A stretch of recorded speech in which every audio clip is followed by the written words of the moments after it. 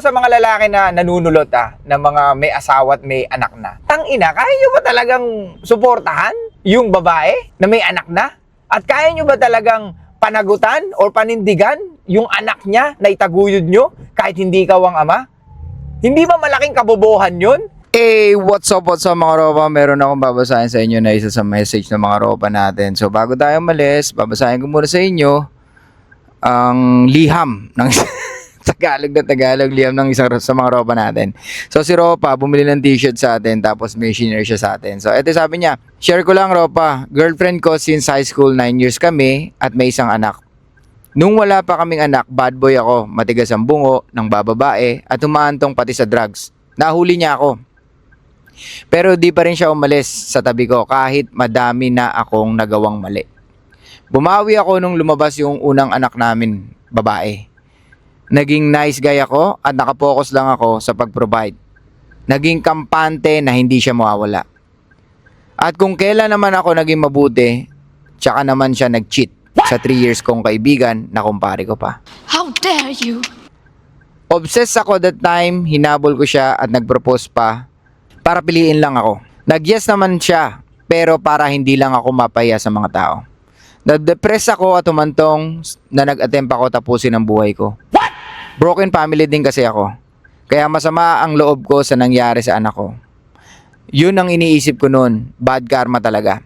Pero dahil sa mga videos mo Ropa, lumawak ang pangunawa ko. Yun.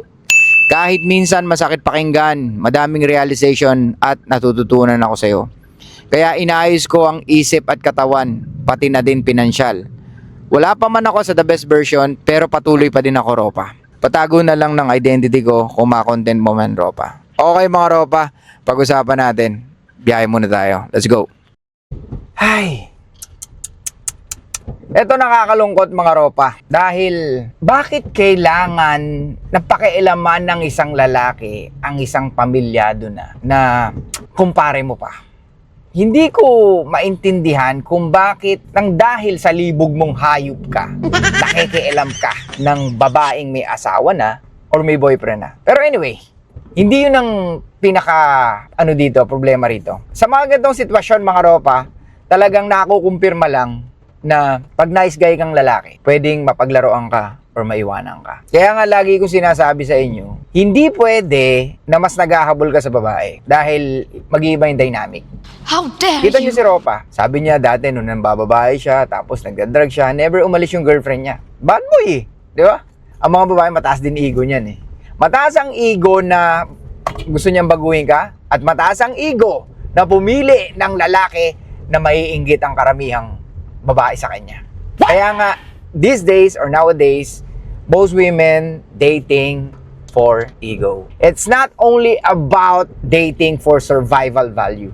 They are dating for their ego. Kaya How nga, dare they you? would rather stay with a man na kahit dalawa sila, tatlo sila. It's totally fucking fine. Kasi this guy is the best so far na nakilala niya. Anyway, balik tayo. May sinabi siya doon na karma, sabi niya. Siguro karma nga yun. Kasi nga, nag-drug siya dati, tapos nakuha niya mga babae, pero never umalis yung girlfriend niya. Pero, nung naging nice guy siya, bumaligtad ang mundo. Nakakuha siyang lokohin ng babae, kahit nagpakatino na siya. Nakikita nyo mga Ropa, yung dynamic. Ang iniisip niya na karma siya, hindi Ropa.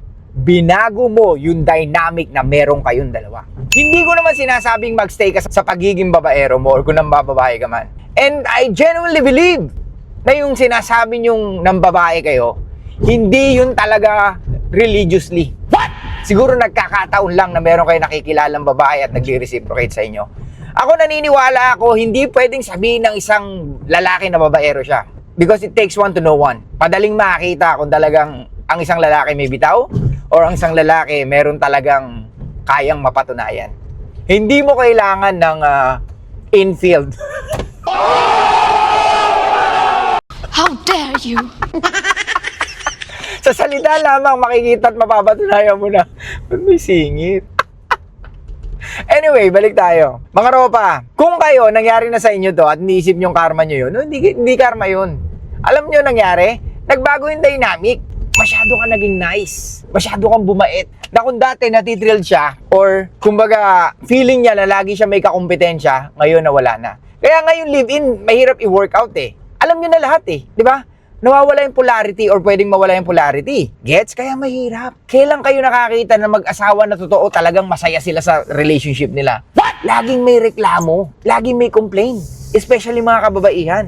How dare Di ba? you?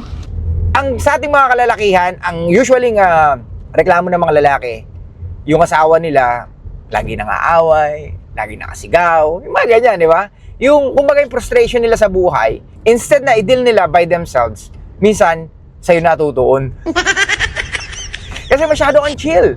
At ganun tayo. That's our nature. Yung chill lang sa buhay, yung hindi mo kailangan isipin lahat na parang problema because we are the problem solver. At pag alam nating walang solusyon, ibig sabihin, pwedeng yun ang realidad. Di ba? So that's why we keep our mouth shut. Di ba? Minsan din na tayo nagsasalita. Okay, never mind. This is reality. Anyway, so yun nga mga ropa. Nagtataka ako bakit may mga lalaking ganito. Ito sa mga lalaki na nanunulot na mga may asawa at may anak na. Tangina, kaya nyo ba talagang suportahan yung babae na may anak na? At kaya nyo ba talagang panagutan or panindigan yung anak niya na itaguyod nyo kahit hindi ikaw ang ama? Hindi ba malaking kabobohan yun? Na dapat maghanap ka ng single na babae at wala pang anak at saka ka mag-build ng sarili mong pamilya. Hindi yung may pamilya na nakikisali ka. Tanga, bobo ka. Ang tanga mo, kalalaki mong tao. Well, walang masama kung hiwalay na sila. Pero pukin ng ina, tropa mo eh, kaibigan mo eh. Di ba? Bakit tinalo mo? Kasi malibog ka. Pero don't get me wrong, ang pinaka may kasalanan dito is yung babae. Gets? Why? Kasi nga, kung hindi naman papatol yung lalaki, wala rin mangyayari. Pero ang pinaka punot dulo nito is yung naging nice si Ropa sa kanyang babae or sa kanyang girlfriend. Ngayon mga Ropa, tell me kung talagang pagiging nice talaga nag-work sa relationship. Yung ilagay mo sa pedestal yung babae, mag-work ba talaga ang relationship? Or you just sabotaging your own fucking relationship? Balik tayo sa mga lalaking ganito. Ropa, dalawa pag-uusapan natin. Lalaking kupal na nanululot at isang lalaki na naging nice. Dahil gusto niya daw mapakita na mabuti siyang lalaki or pwede siyang maging mabuting ama. Okay, andun na tayo. Pero tandaan nyo, hindi ibig sabihin ng pagiging mabuting ama ay babaligtad ka sa pagiging nice para mapatunayan mo na karapat-dapat ka. Gets? Hindi ganun.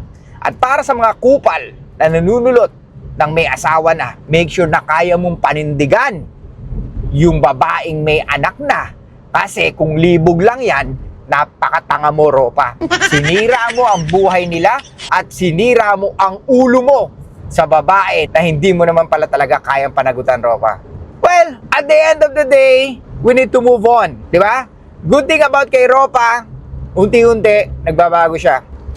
Or nakikita niya na kahit pa paano may improvement sa sarili niya.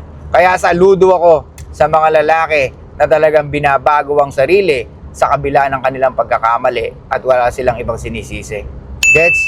Kaya mga Ropa, lagi niyong tatandaan yung responsibility niyo as a fucking man. Hindi ka dapat nanggagaling sa emotions mo, lalo na sa libog mo.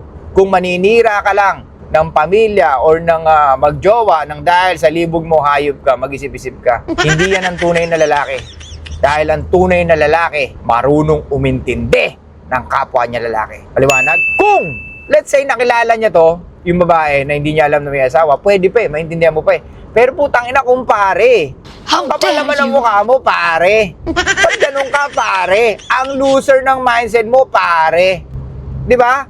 Ang tanga mo, pare. Well, I wish you the best in life na sana tuloy-tuloy ang relationship niyong dalawa. Pero kung hindi, or naghiwalay din kayo, then ginawa niyong tanga ang sarili niyo. What? Gets? Sinabutahin niyo yung pwedeng maging magandang pag-iisip ng bata na dapat kumpleto ang kanyang magulang pero sinira ng isang lalaki na ang tanging kayang ibigay ay libog lamang. Di ba? Puro kagandang lalaki, puro kakalibugan, ulul, hindi ka the best. Sa paningin mo lang yun dahil yun ang kala mo na hinahanap sa'yo ng isang babae. Anyway, mga Ropa, tuloy natin sa live. Alright? Show love. Peace out. and be fucking mysterious mga ropa. Stop recording.